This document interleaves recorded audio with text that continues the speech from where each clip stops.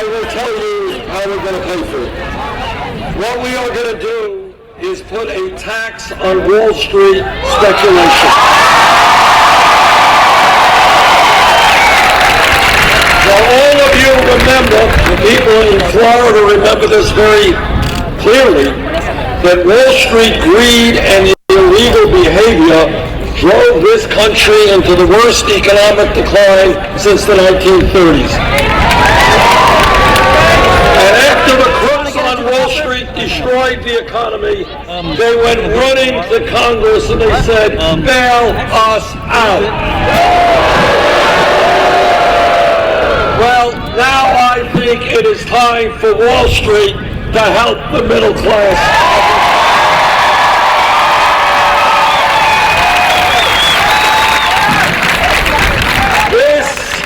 Campaign is talking and listening to women.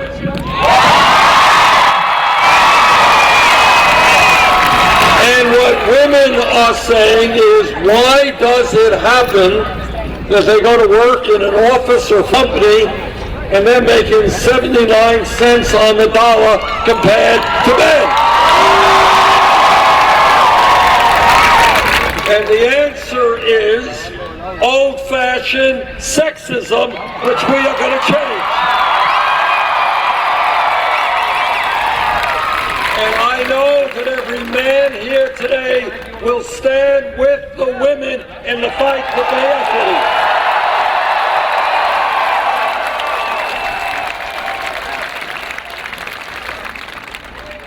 And this campaign is listening to our brothers and sisters in the African American community. And what they are saying is, how does it happen in the richest country in the history of the world that we have more people in jail than any other country? And brothers and sisters, this is a disgrace that together we are going to end. We're not going to see our jails packed with young people, African Americans, Latinos, Native Americans. We are going to reform a very, very broken criminal justice system.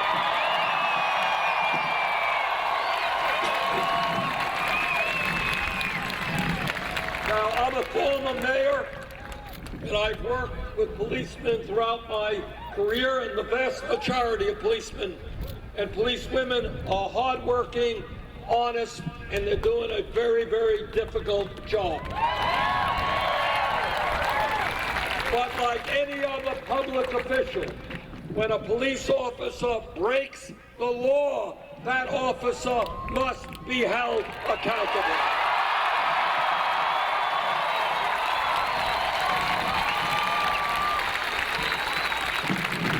We are going to demilitarize local police departments.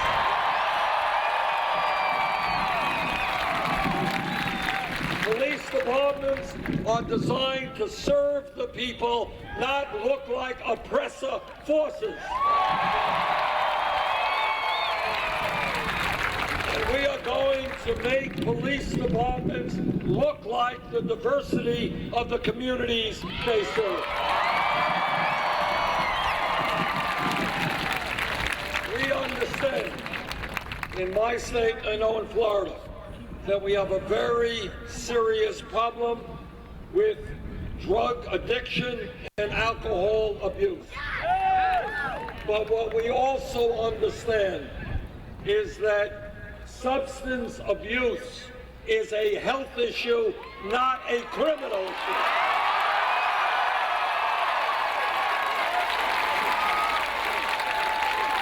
We need a revolution in mental health treatment in this country.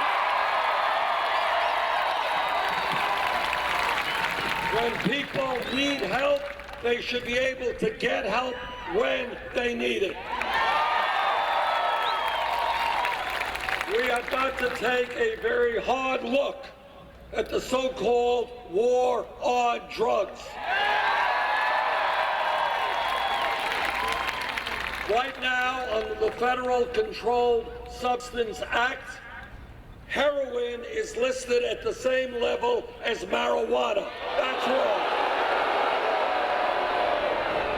And I have introduced legislation to take marijuana out of the Federal Controlled Substance Act.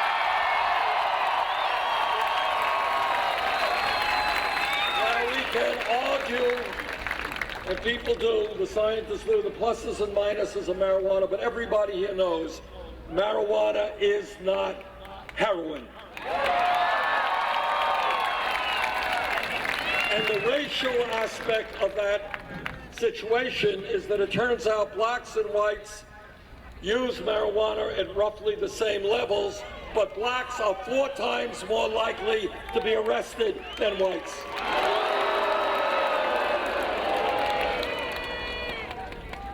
Our campaign is listening to our brothers and sisters in the Latino community. We are listening to our brothers and sisters from Puerto Rico. And what our Latino brothers and sisters are telling us is they are tired of living in the shadows. They are tired of living in fear. They are working hard, often exploited. They want comprehensive immigration reform and a path towards citizenship. And I agree. And our brothers and sisters from Puerto Rico are tired of Wall Street vulture institutions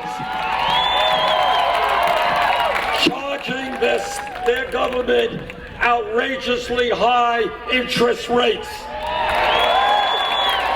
and forcing the government there to close down schools and health facilities. And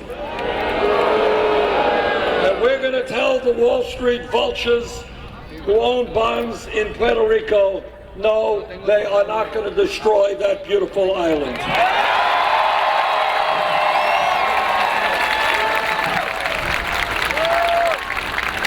This campaign is listening to a people who never get listened to, and that is our Native American brothers and sisters. Everybody here knows how much we owe the Native American community. How much their culture and their way of life have given to all of us. And yet for hundreds of years, treaties have been broken, they have been lied to. Together, we are going to change that and treat Native Americans with the respect and dignity they deserve.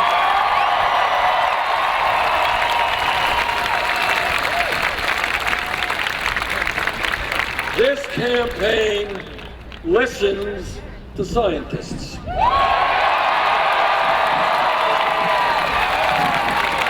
And I am a member of the Environmental Committee of the United States Senate. And I have talked to scientists all over the world. And virtually unanimously, what scientists are telling us is climate change is real. Climate change is caused by human activity.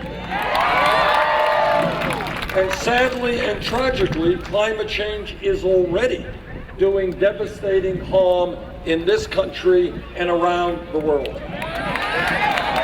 And this is what the scientists tell us, is that if we do not get our act together in a very short period of time, the bad situation of today will only become worse in years to come. And in fact, by the end of this century, this planet could be 5 to 10 degrees Fahrenheit warmer than it is today.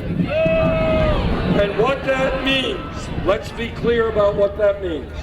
What that means is more drought, more floods, and you're already seeing that in Miami Beach, more extreme weather disturbances, and you're seeing some of that here, more acidification and destruction of the oceans, more rising sea levels, more international conflict as people fight for limited natural resources. That is the future if we don't have the guts to stand up to the fossil fuel industry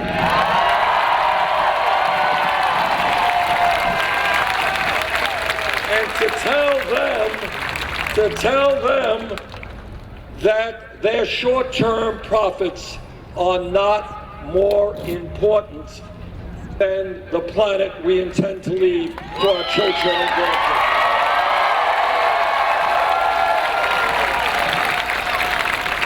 And when we talk about water, and when we talk about our environment, we have got to put an end to fracking.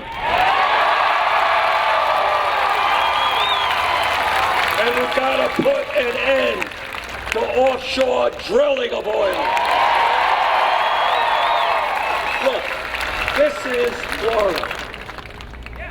And I'm from Vermont. We don't get this in the middle of the winter. This state can be producing enormous amounts of energy from solar.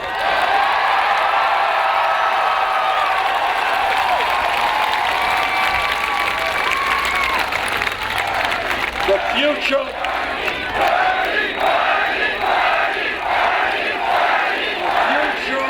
energy in America, if we are going to save this planet, and if we're going to work with other countries around the world, is to do everything we can to move to energy efficiency, to solar, to wind, to geothermal, to sustainable energy.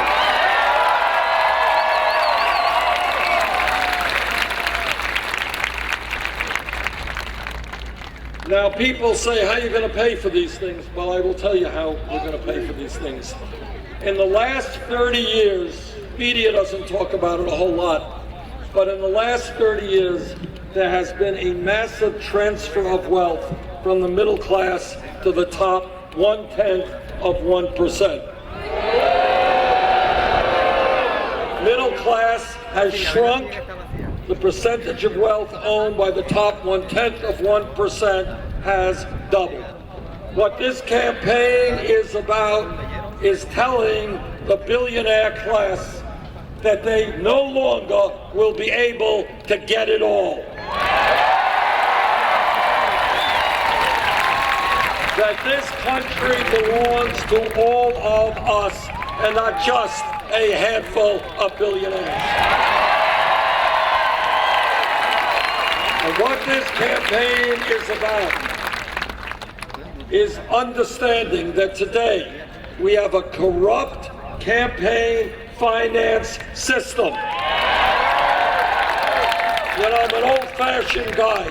Democracy to me is one person, one vote, not billionaires buying elections.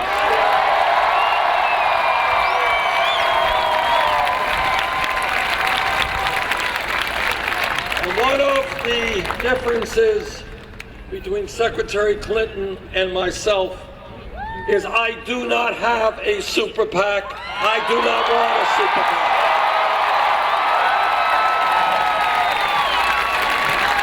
Secretary Clinton has raised $15 million from Wall Street, millions from the drug companies, millions from the fossil fuel industry.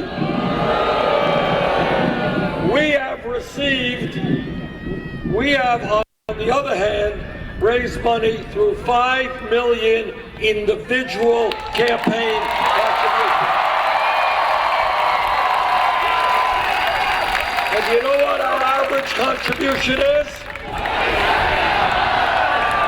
$27. We are not indebted to Wall Street, the drug companies, or the oil companies, or the coal companies. To paraphrase Abraham Lincoln at Gettysburg, this is a campaign of the people, by the people, and for the people.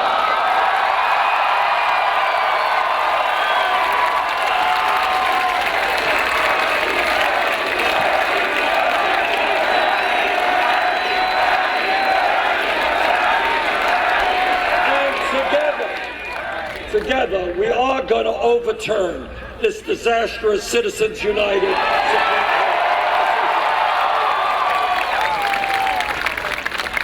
This campaign is about thinking big, not small.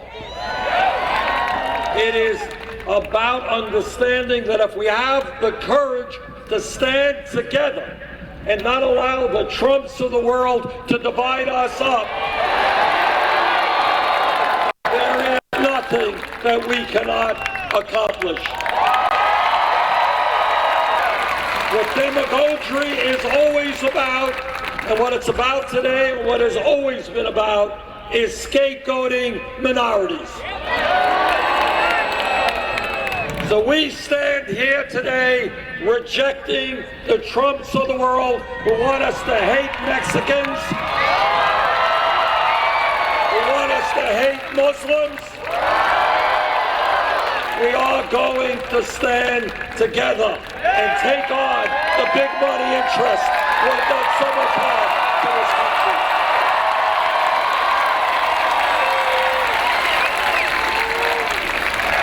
What this campaign is about is exposing Republican family values.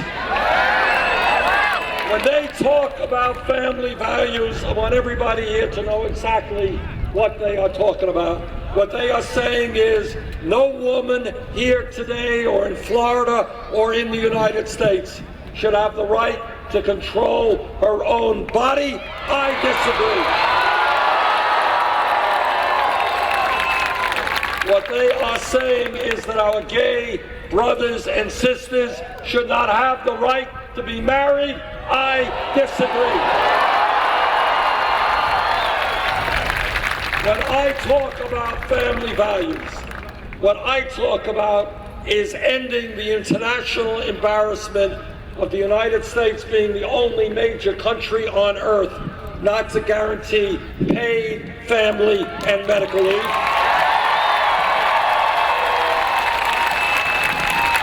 It is wrong. It is horrific that today a woman in Florida or a woman in Vermont is given birth to a beautiful baby, and yet in a week or 2 weeks, she's going to have to separate herself from that baby and go back to work because she needs the income to take care of her family. Together, we're going to join the rest of the industrialized world, guaranteed 3 months paid family and medical leave.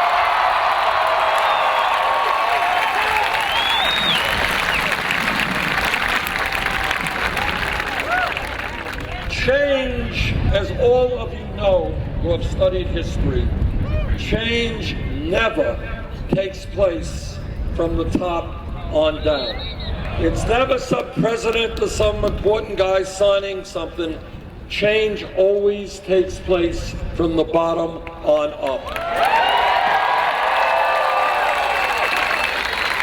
When workers 100, 150 years ago were being treated like animals, working 7 days a week with no rights, brave workers came together and said, we will have dignity and respect. We're going to form a union. We're going to engage in collective bargaining, and they struggled. Some of them went to jail, some of them were beaten, some of them were killed, fighting for workers' rights. That's how change takes place. Change takes place when over the last several hundred years, African Americans and their white allies said, in America, we are not going to tolerate racism, bigotry, and discrimination.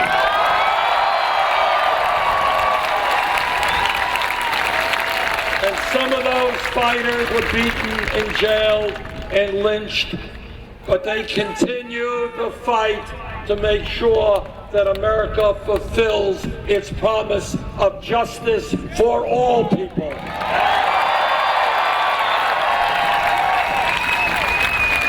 100 years ago, from an historical perspective, not a very long period of time, 100 years ago, women in America did not have the right to vote. They could not get the education they wanted, the jobs they wanted. But women rose up, and with their male allies, they said, women in America will not be second-class citizens.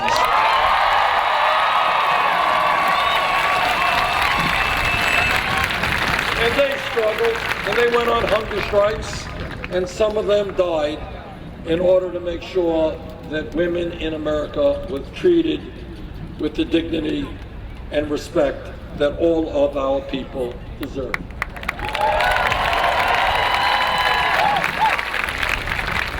If we were here, just here, 10 years ago, a very short time ago from an historical perspective, and somebody stood up and, said, I think that in the year 2015, gay marriage will be made legal in all 50 states, the person next to him would have said, what are you smoking? Which raises a whole other issue.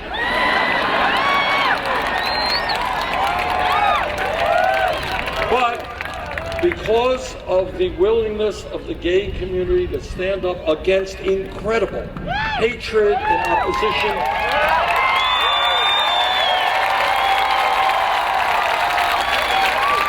and the willingness of many straight people to stand with them, we have achieved huge change.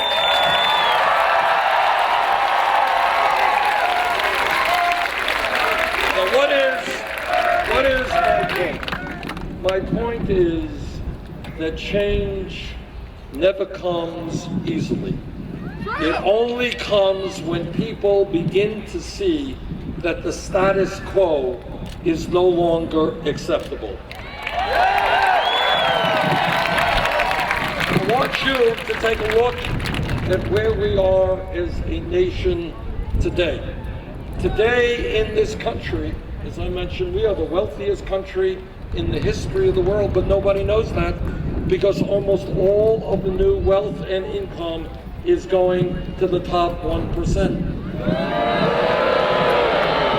That's the status quo. The status quo is that in America today, we got folks in Florida and in Vermont, they're working not one job, but two jobs, maybe three jobs. Dad's working, mom's working, the kids are working, and yet 58% of all new income is going to the top 1%. That is the status quo. Status quo today is that 29 million Americans have no health insurance. Many of you are underinsured with large deductibles and large co-payments. That's the status quo. The status quo is that in this great country, embarrassingly, we have the highest rate of childhood poverty of almost any major country on earth. That's the status quo. Status quo is more people in jail than any other country on earth. That's the status quo. Status quo is I was in Flint, Michigan last week talking to people whose kids are being poisoned by a collapsing water system which has lead in it. Status quo is that in Vermont and all over this country, our roads and bridges and water systems and wastewater plants and our rail system falling apart. That's the status quo. Status quo is that the top 1/10 of 1% now owns almost as much wealth as the bottom 90%. That is the status quo that we are looking at today. And I say that status quo is not acceptable.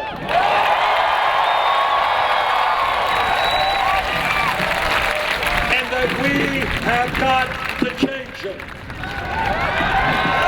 Now let me also tell you about the status quo, which is that the people who own this country do not want you to vote. They do not want you to participate in the political process. But here is the only antidote to what these guys are doing.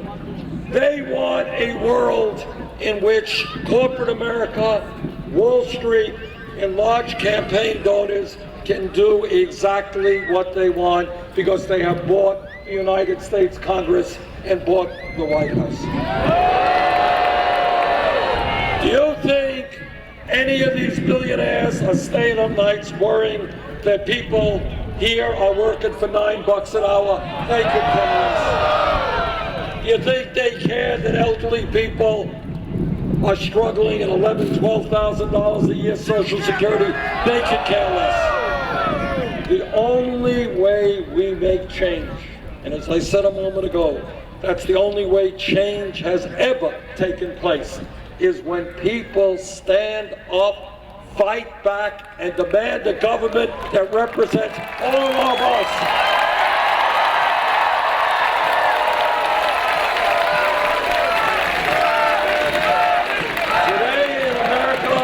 The status quo is we have one of the lowest voter turnouts, one of the lowest voter turnout rates of any country on earth. I think together it's time we change that, created the highest voter turnout of any country on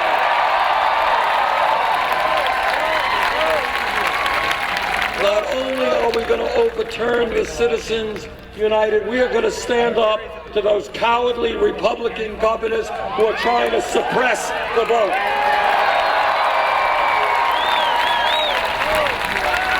If cowardly Republican governors are afraid of a free and fair election, if the only way they can win is by making it impossible for people to vote, those cowards should leave politics and get another job.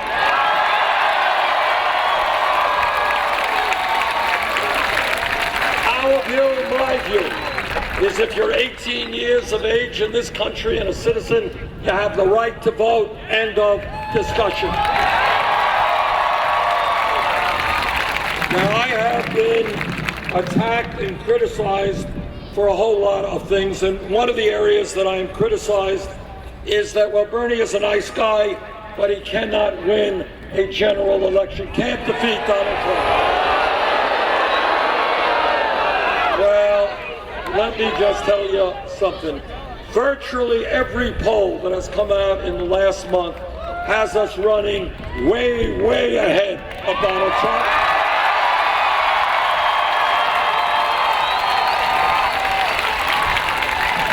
And in fact, almost all of those polls have us doing a lot better against Trump than Secretary Clinton. It's not just polls.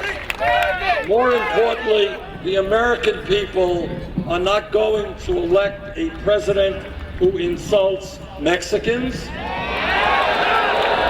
a president who insults Muslims, a president who insults women, a president who insults veterans, a president who insults the African American community. I want all of you to remember that Donald Trump was one of the leaders of the so-called birther movement, a movement that tried to delegitimize the presidency of Barack Obama for one reason. You know, I always find it interesting. President Obama's father was born in Kenya. My father was born in Poland. I'm the son of an immigrant. But somehow, Trump and others always worried about President Obama's birth certificate. Nobody asked me about my birth certificate. Maybe it has something to do with the color of my skin versus Obama's skin.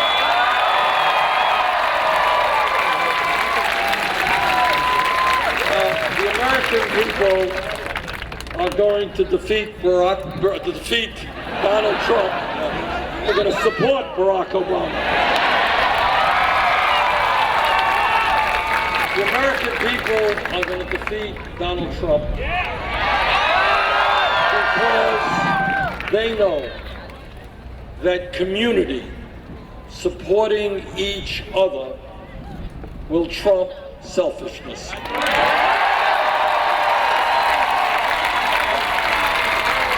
They know that coming together, bringing our people together, trumps dividing us up. The American people, most importantly, understand that every major religion on earth, Christianity, Judaism, Islam, Buddhism, understands that love trumps hatred.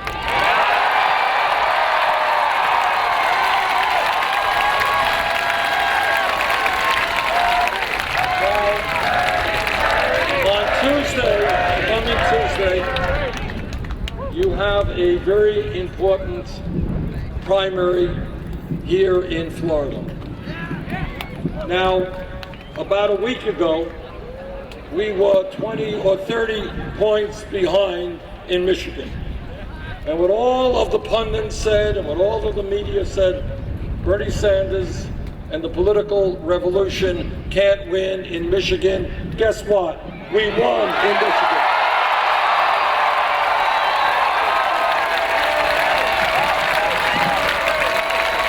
And we won in Michigan because there was a record-breaking turnout of people who stood up and said, this government belongs to all of us, not the few. Now here in Florida, next Tuesday, I believe that if there is a large voter turnout, if you come out and your friends and family and neighbors come out, we are going to win here in Florida.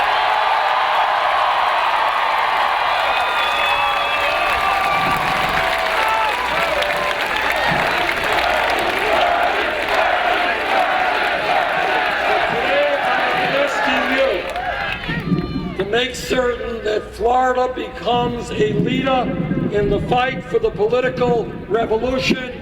Please vote. Thank you all very much.